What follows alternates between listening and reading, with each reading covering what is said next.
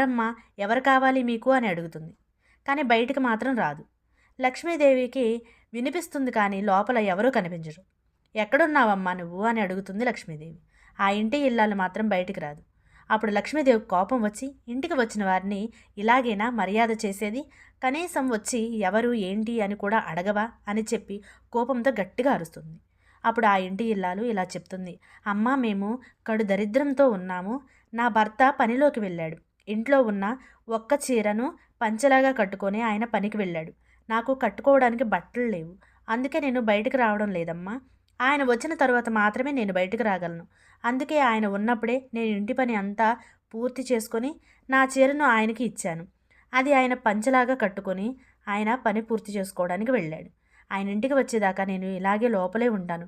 దయచేసి తప్పుగా అర్థం చేసుకోకు అని ఆ ఇంటి ఇల్లాలు చెప్తుంది. ఇక అంతకుముందు చూసిన ఇంటి ఇల్లాలను